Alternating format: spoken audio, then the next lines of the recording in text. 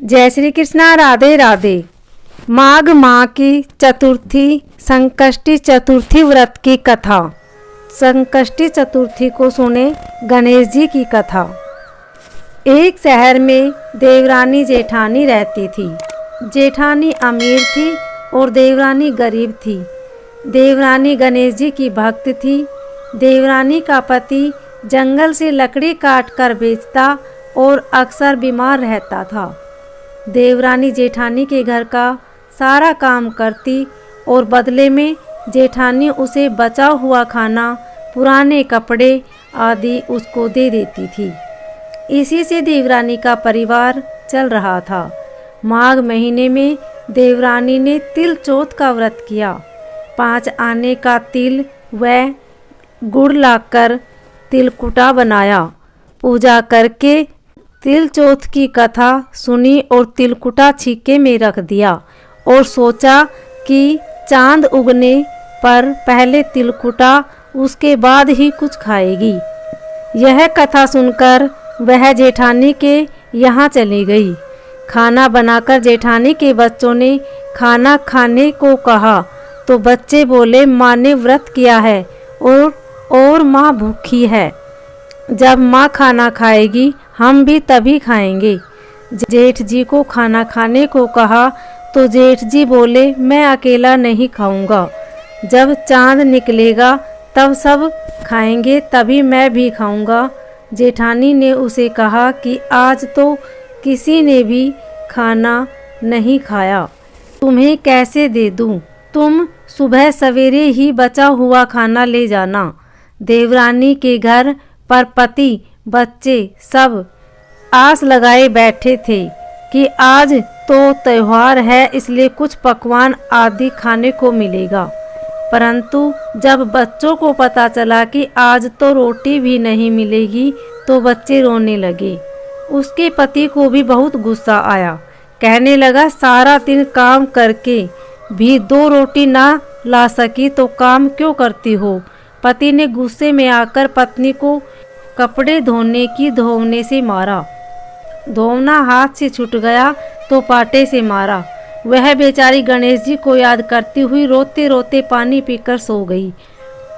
उस दिन गणेश जी देवरानी के सपने में आए और कहने लगे, धोने से मारी, पाटे मारी, सो रही है या जाग रही है? वह बोली, कुछ सो रही हूँ, कुछ जाग रही हूँ। गणेश जी बोले, भूख लगी है, कुछ खाने को दो। देवरानी बोली, क्या दूं? मेरे घर में तो अन्न का एक दाना भी नहीं है।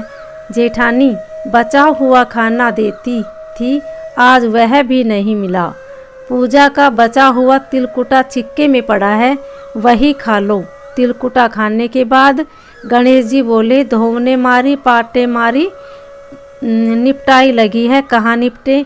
वह बोली, यह पड़ा घर, यह जहाँ इच्छा हो वहाँ निपट लो। फिर गणेश जी बच्चे की तरह बोले, अब कहाँ पहुँचूं? नींद में मगन।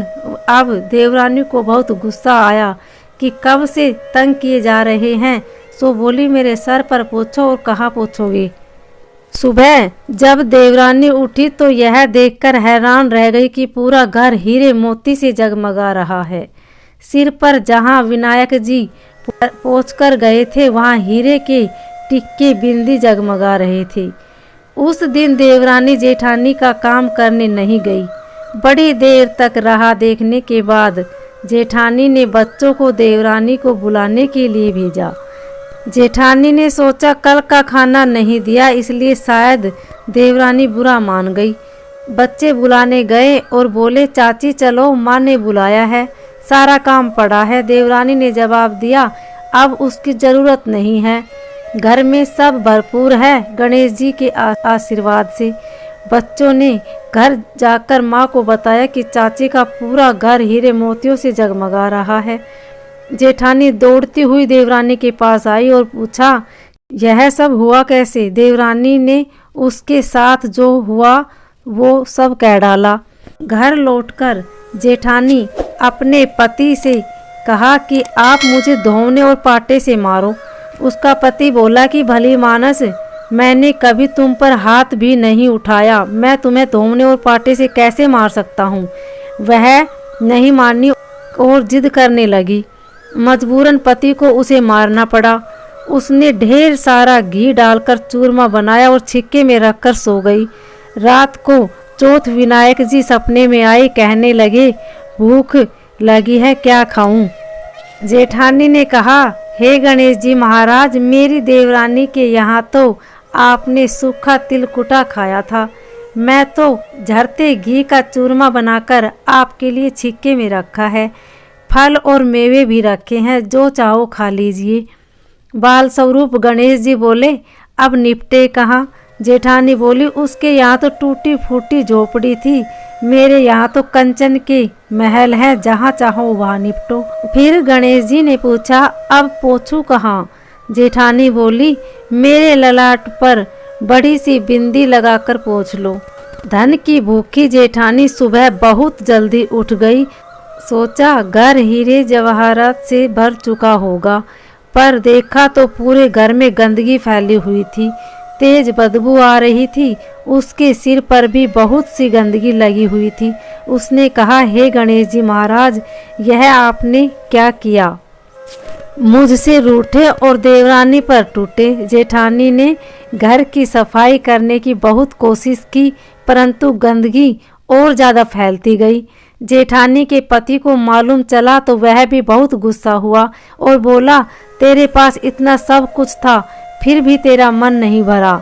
परेशान होकर चौथ के गणेश जी से मदद मांगी, विनती करने लगी। गणेश जी ने कहा, देवरानी से जलन के कारण तूने जो किया था, यह उसी का फल है। अब तू अपने धन में से आधा धन उसे दे देगी, तब यह सब साफ होगा। उसने आधा धन बांट दिया, किंतु मोहरों की एक हांडी चूल्हे के नीचे गाड़ रखी थी। उसने सोचा किसी को पता नहीं चलेगा, और उसने उस धन को नहीं बांटा। उसने कहा, हे श्री गणेश जी, अब तो आप अपना यह बिखराव समेटो। वे बोले, पहले चूल्हे के नीचे गाड़ी हुई मोहरों की हांडी सहित ताक में रखी 2 सुई के भी 2 हिस्से कर। इस प्रकार गजानन ने बाल स्वरूप में आकर सुई जैसी छोटी चीज का भी बंटवारा किया और अपनी माया समेटी। हे गणेश जी महाराज, जैसी आपने देवरानी पर कृपा करी, वैसी सब पर करना। कहानी कहने वाले, सुनने वाले व हुंकार भरने वाले सब पर कृपा करना, किंतु जेठानी को जैसी सजा दी वैसी किसी को मत देना। बोलो गणेश जी महाराज की जय। चौथ माता की जय।